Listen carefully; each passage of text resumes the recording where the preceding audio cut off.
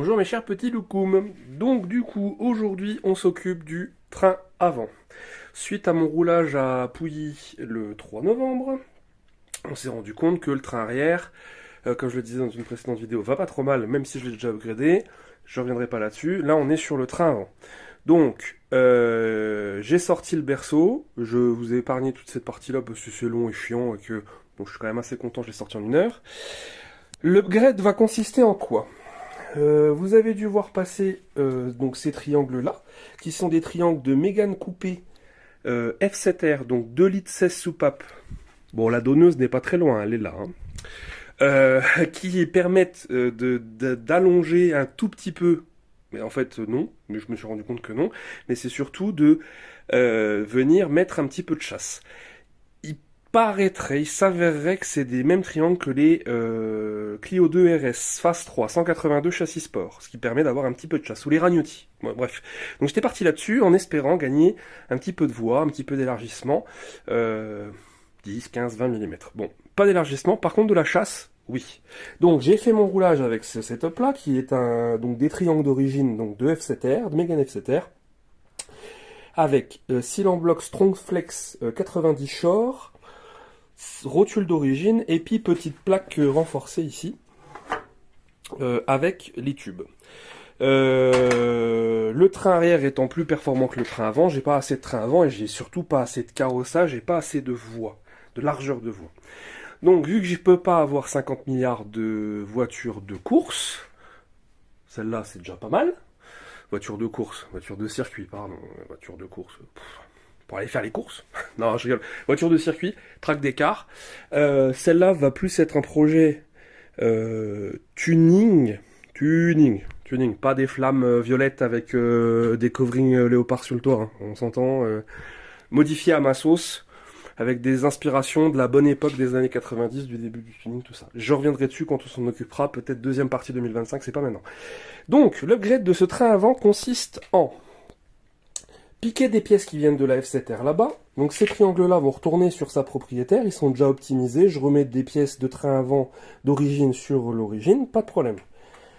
Donc du coup, j'ai piqué les triangles prévus pour l'autre, qui sont des triangles de Mégane Cup. Comme vous pouvez le voir, en bout, il y a une rotule réglable qui permet de régler la longueur, la chasse. Moi, je ne vais pas forcément l'utiliser pour régler, le but étant d'en mettre le plus large possible, le plus de carreaux possible, et on jouera après avec le McPherson, donc les deux vis d'amortisseur, pour essayer d'optimiser cette valeur de carrossage négatif. La deuxième petite modification, et vous avez dû voir passer les pièces, ce sont en fait là actuellement la barre stable se fixe via un seal en bloc ici.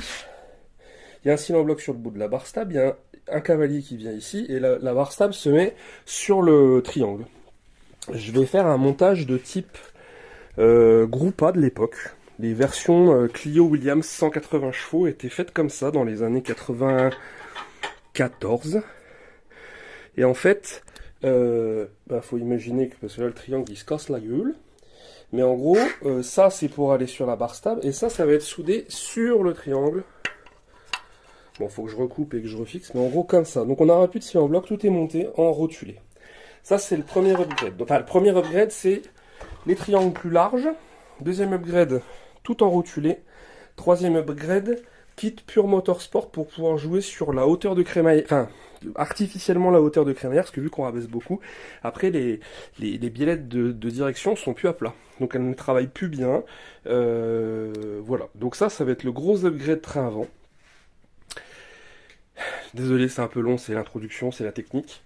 Et je vous montre tout ça au fur et à mesure que j'avance. Voilà, donc là, prochaine étape, monter les triangles des deux côtés et commencer à présenter les pièces. Donc ça y est, les petits triangles de cup sont montés.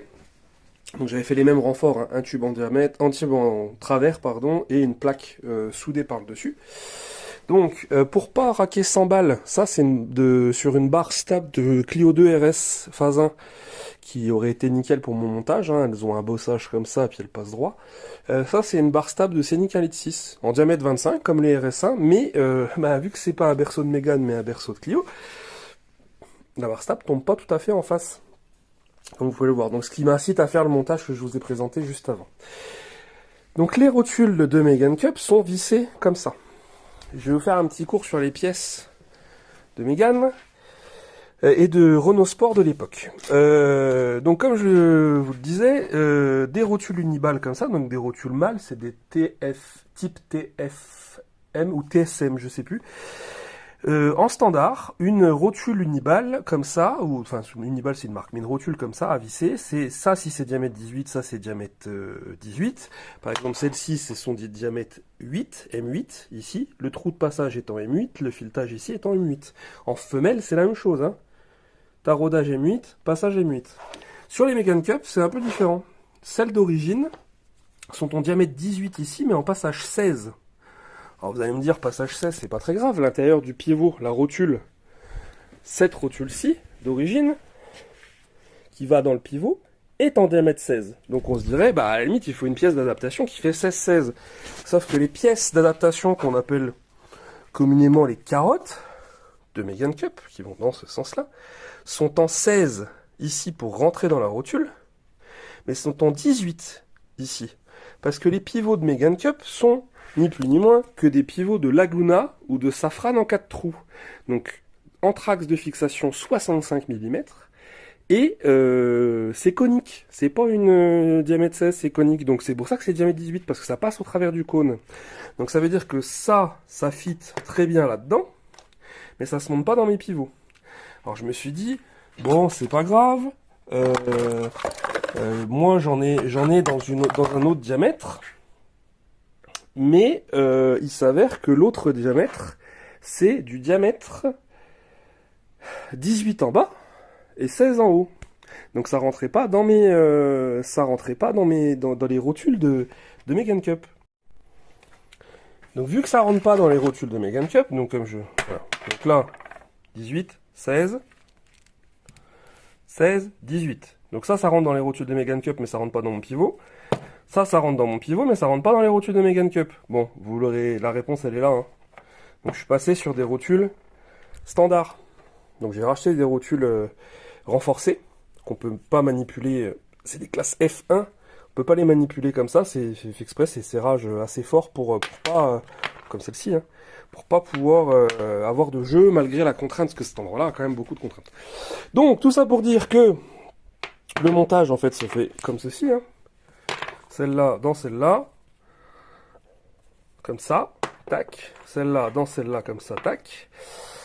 Et on va pouvoir avancer, donc les pièces officielles de Megan Cup, hop, au stockage, et ça va finir, faut que je retrouve un nouveau propriétaire pour ces jolies petites pièces. Bon, ça va là, ça va là. Maintenant, qu'est-ce qu'il faut? Bah, va falloir attaquer le montage de ceci. Donc je vais présenter ça à blanc sur les triangles et sur la barre qu'il va falloir recouper et présenter pour pouvoir commencer le montage.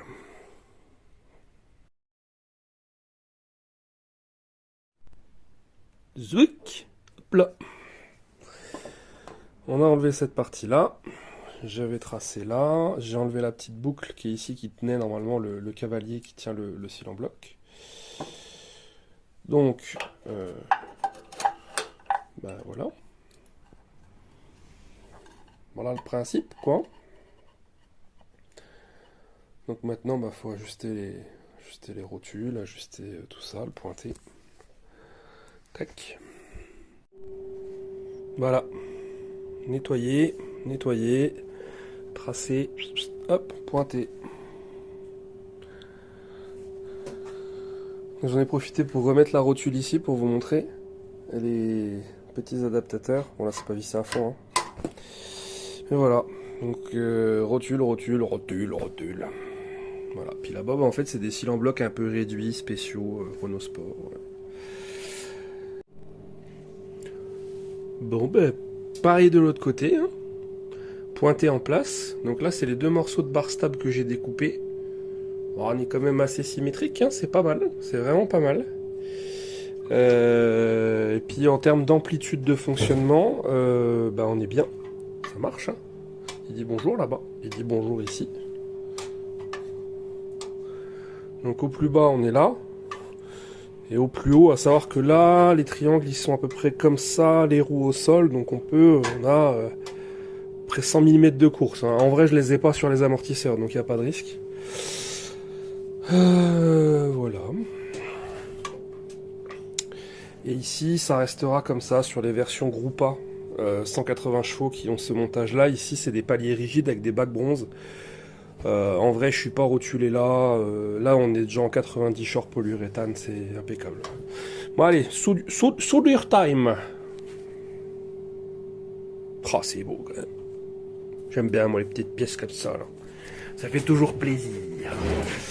Donc, ouais. Donc, voilà. Bon, au moins, comme ça, vous voyez le fonctionnement, parce qu'on le voit pas forcément de vrai, en vrai. Ben voilà, une barre stable, ça fait ça. Et le but, c'est que les deux triangles travaillent en même temps pour virer à plat. Voilà, un bar anti-dévers aussi, ça s'appelle. C'est pas pour rien. Pour éviter que, quand t'as les roues indépendantes, pour éviter que ça s'effondre comme ça d'un côté, que ta voiture, elle...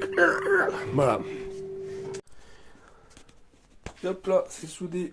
Donc point de chaînette, très forte intensité pour pénétrer, hein, parce qu'il y a quand même 5 mm de matière sur le manchon ici.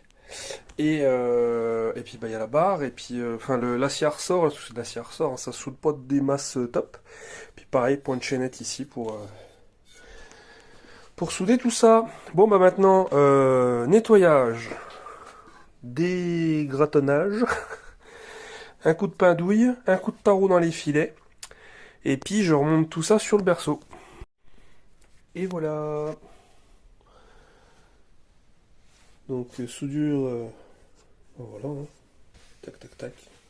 C'est propre.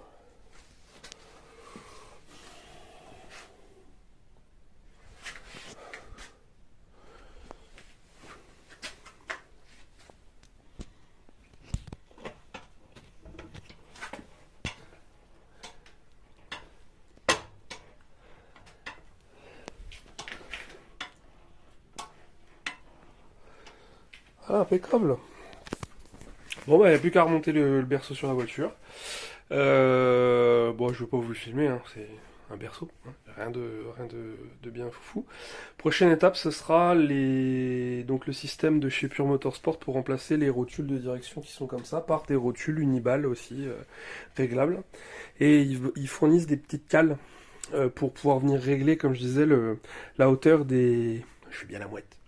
La hauteur des biellettes pour que ça travaille à plat en fonction de comment... voilà, qu'il n'y ait pas de bump steering effect ou un truc comme ça. Je sais plus comment ils appellent ça, mais bon. Apparemment, c'est assez important d'avoir la crémaillère qui est alignée. Donc là, on l'aligne artificiellement en travaillant sur les biellettes. Voilà. Et ben, je vous souhaite à tous une bonne soirée. J'espère qu'il y a des gens qui sont restés jusqu'à la fin de la vidéo quand même, parce que c'était très, très technique. Voilà. En tout cas, je vous fais des gros bisous, je vous souhaite une bonne semaine, prenez soin de vous. Bisous!